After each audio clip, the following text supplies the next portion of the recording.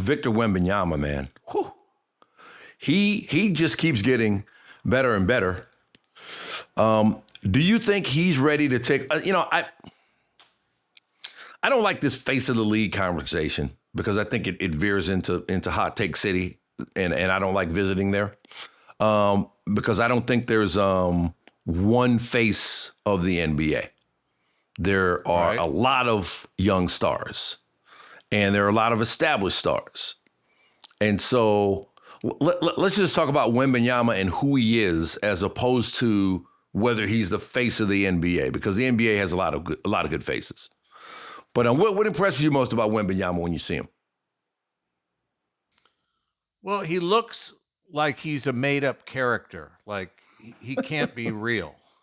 I mean, it almost is like from Jurassic Park or something. If they were having a pickup game there, and this guy, he's so long, and he looks like he's playing Nerf sometimes with everybody. Yeah. And this is his second year in the league, isn't it? I think second it's or third, right? I think it's his third. Yeah. But Jesus. Yeah, I mean, it's just, he's a freak. He's a unicorn. He's one of one. That's the new saying. You're one of one. He is one of one right now. Now there may be others coming down the pike who are going to be, but when you dwarf a 7-footer because you're 7'5", it's crazy. Yeah. He's going to get bodied up. He's going to get bodied up a lot, and he hits the floor a lot. He hits the floor a lot, and he always gets up. I was talking with Jacob Toby, who's a Spurs play-by-play guy, and he said, they worry about that because he hits the floor a lot. But he always gets up, and when they played Detroit last week, it was clear Detroit wants to body up everybody. So they're like, you know what? We're going to rough this guy up, see if he can handle it. And Detroit played physical basketball with them, but didn't get sucked into any of the extracurriculars or anything, and wound up beating the Pistons. And they've beaten Oklahoma City.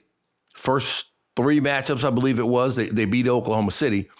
And I remember Wembanyama said something. He said, we're downloading information about them every time we play them because we anticipate we're going to have to see them in the postseason. So I thought that was a really, really interesting way to put it, that they're downloading information.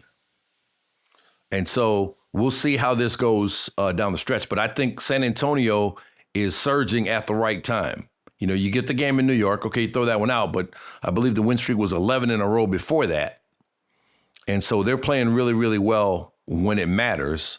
And I'm really bullish on them, too. I mean, 7-game series with them in Oklahoma City. Who are you taking?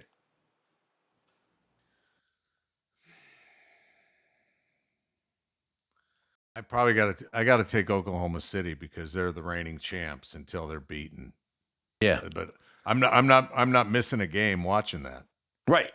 Now, earlier in the season, when the season first started, when they were like 24-1, it was almost a no-brainer, right? Yeah.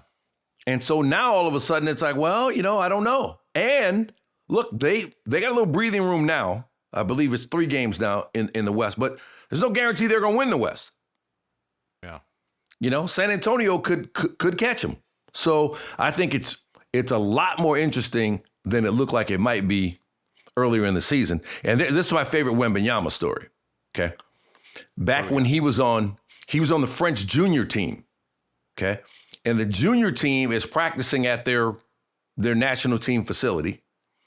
And the senior team has already practiced. Okay. And so Tony Parker and those guys are getting on the bus and they're leaving. And Nick Batum is not on the bus. And so Tony Parker gets off the bus, goes to the gym to look for Batum. And Tony Parker says, hey, man, what are you doing? And he says, I'm watching the future. And he was watching Batum. I mean, he was watching Wembanyama. So those guys on the French national team, they saw it coming when he was in juniors. And so now, here he is and he's arisen. And I will say it again, if he gets his man muscles, and he doesn't even need a whole lot of it, but just if he becomes just a little bit more sturdy, I mean, there's not going to be an answer for him. He's going to be like a taller, lighter version of Shaq, where he could shoot 60% every single night, and there's really nothing you can do about it.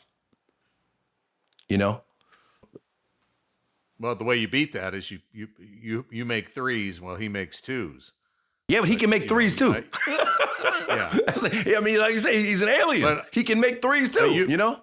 But you want him to shoot the three, because then at least you've got him out of the paint and you've got a chance of getting the rebound and all that. And you got to pick your poison. I think with the poison with him is let him shoot the threes and hope he's having an off night and that you're not.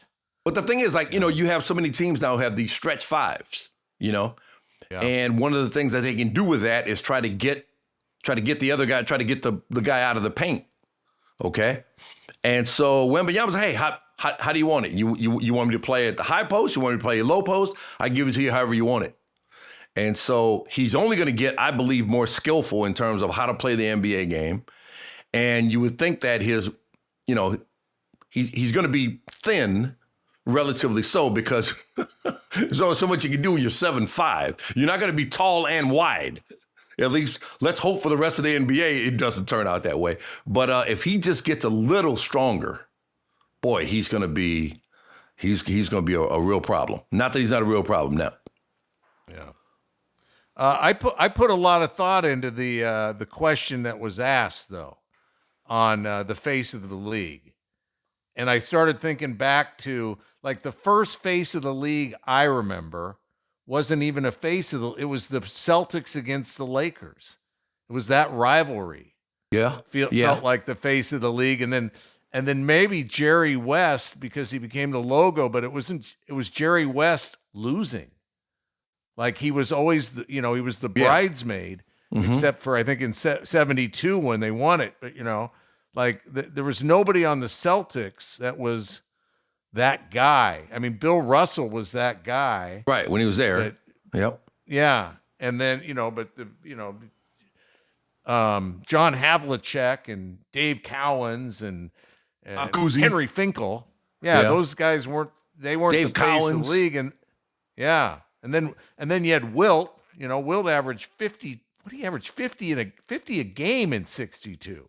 Yeah, his numbers were video game numbers. Yeah, and he was a freak back then. And then absolutely. And then Lou Alcindor comes in. Kareem, he doesn't want to be he doesn't want to be the face, And then I think it became like Magic and Bird. Magic and Bird for a while, and then that gave way to Michael Jordan. And I think Michael Jordan began this whole face of the league thing. I think he was the first guy where people felt like you have to name a face of the league because Michael Jordan was the face of the league for so long. Yeah. But I just there's so many great players now, because if you said Jokic is the face of the league, okay, there's an argument there. If you said Shai Gilgeous-Alexander's the face of the league, there's an argument there. Wembanyama, there's an argument there. Next guy we're going to talk about, Anthony Edwards. Yeah. Could be the face of the league. So I just don't like that whole face of the league. Yeah. That's right up there with who's better, LeBron or Jordan? Shut up. It doesn't matter. They're both great. Okay? So I don't get into the whole face of the league. There's a lot of faces in the league, and let's enjoy each one of them for their unique gifts, because the great part about it is we don't have to choose. Like, there's no requirement that you have to choose and say, it's this one guy and only one guy.